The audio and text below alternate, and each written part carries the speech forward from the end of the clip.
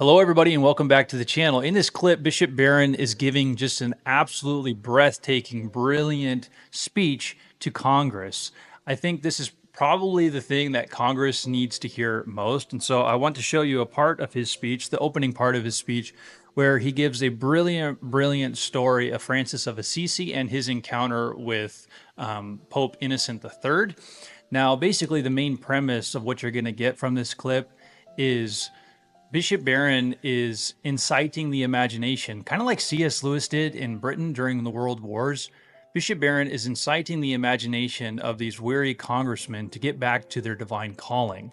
This is just a brilliant clip that really inspired me. So that's the first part of this video. The second part is Bishop Barron is going to be talking about the compare and contrast between the ego and theodrama.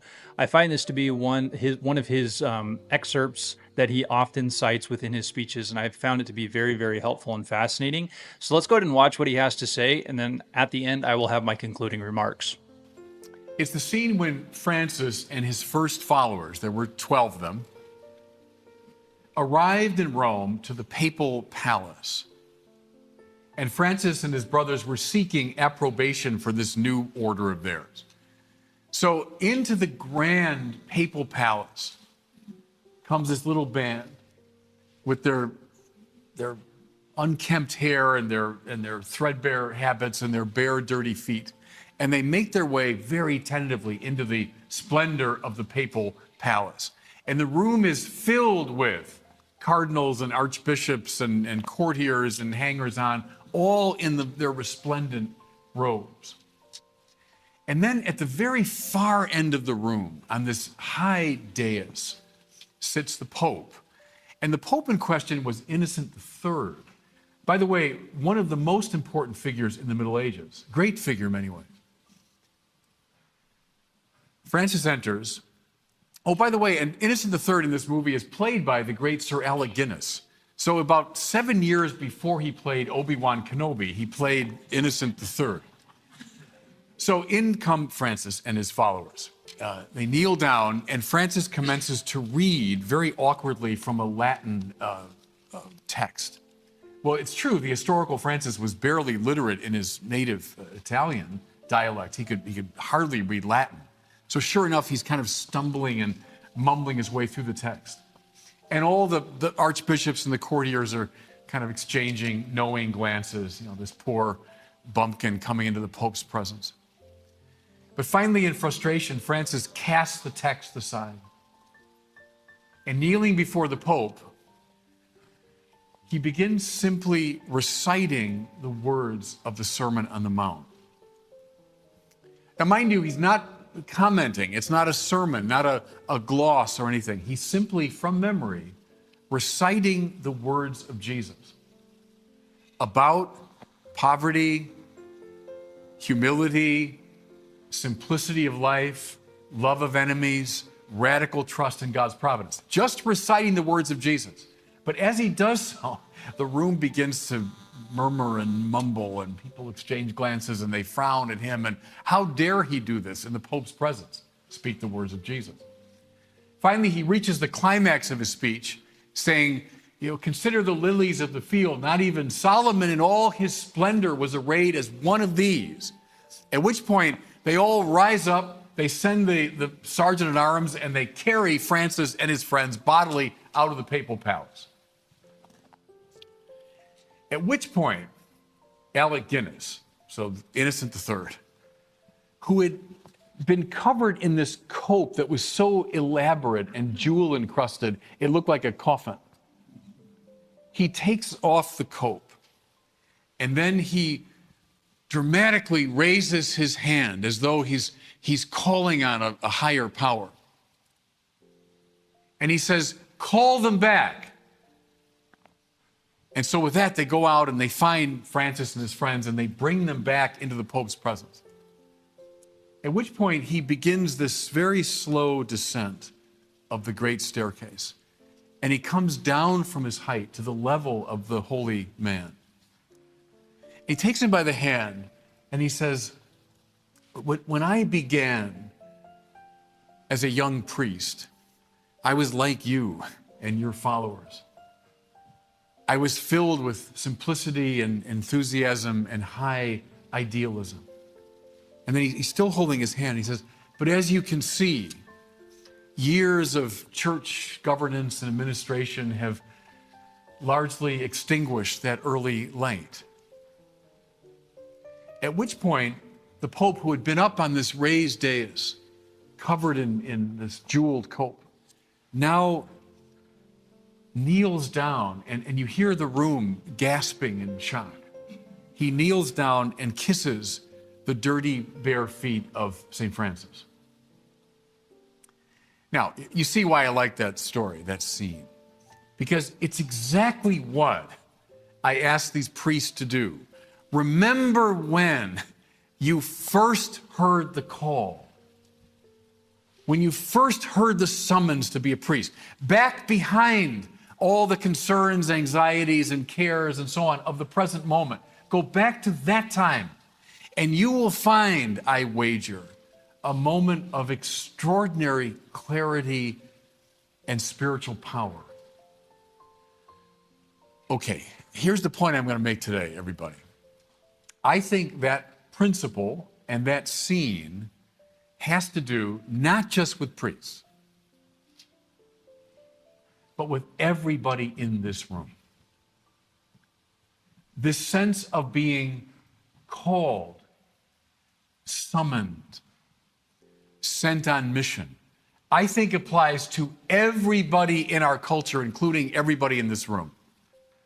And to recover the time when you first heard it, what it was like when you first felt the summons to do what you're doing, will be for you too a moment of extraordinary clarity and spiritual power.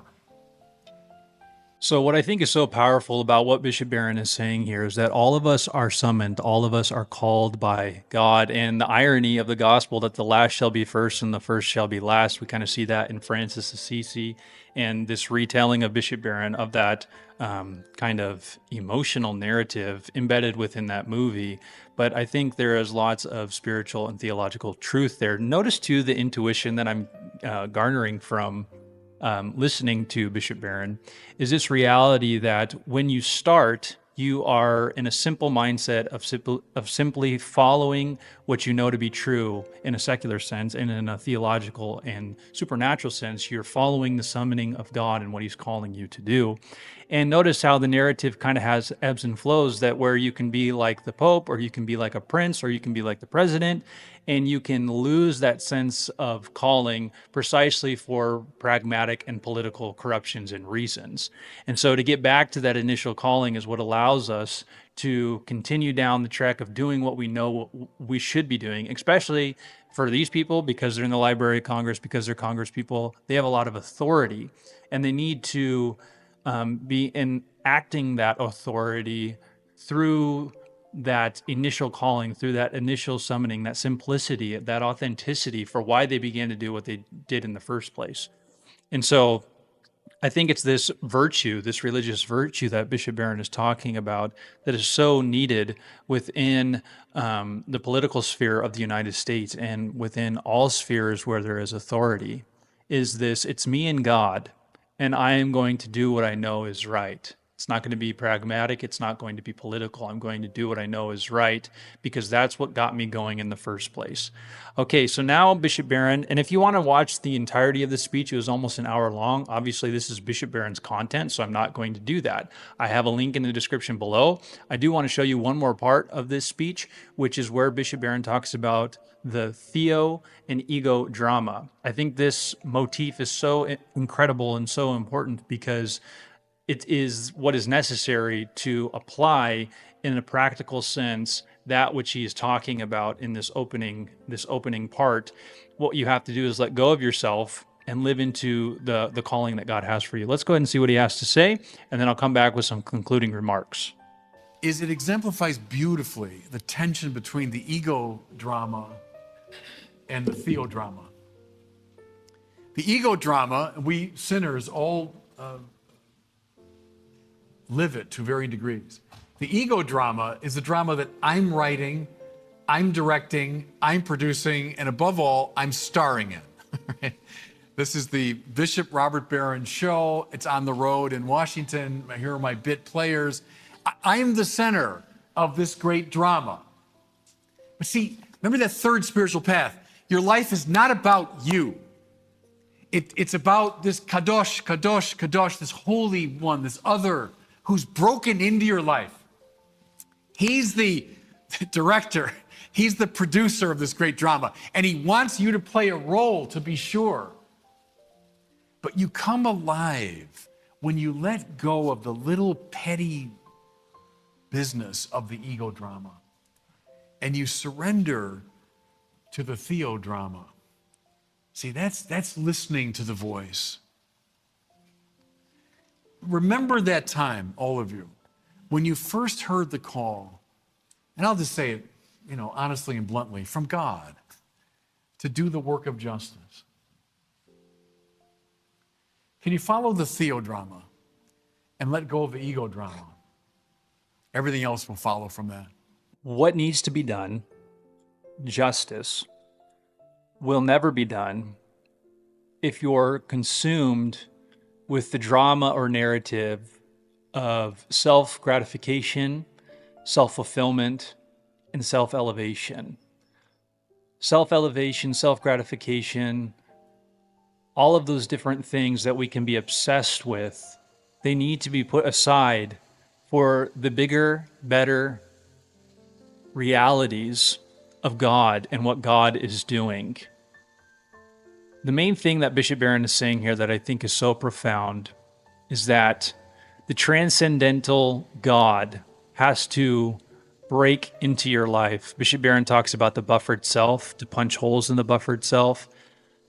You have to allow God and what he is doing and what he is bringing about in his providence to be your all-consuming motive, to hear and heed the command and calling of God so that justice is done, so that there can be a world where heaven and earth meet.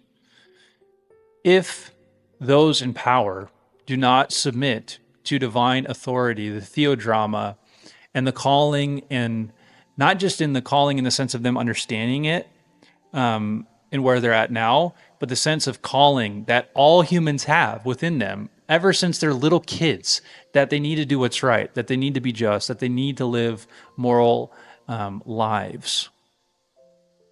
Will they do that? The only way you'll do that is if you're submitting to the divine voice that speaks to us in whispers. And as C.S. Lewis says, shouts in our pain. And I think oftentimes when we look at the pain of others, we look at the world and we see the brokenness therein. What we come to see is that God is summoning us to do things for others that they can't do for themselves. So all of us, as Bishop Barron said in the beginning, have a divine mandate to live into this reality. It's not just those who have authority like these Congress people that were listening to Bishop Barron here, but it's ultimately us. Are we listening to Bishop Barron to take up that mandate and to go back to the source and to go back to those moments when the source met us in our frailty and met us with the divine purpose and mission to go into the world and do what? Preach the Sermon on the Mount and live the Sermon on the Mount. It's that simple. I think Francis of Assisi knew what he was doing, even if he didn't have great Latin. You might not have the words, but you have everything that you need if you have God in the Spirit. All right, that's all I have for this video. Please be sure to like and subscribe. Remember that Christianity is Christ, and without Christ, there is no Christianity. See you in the next one. Peace.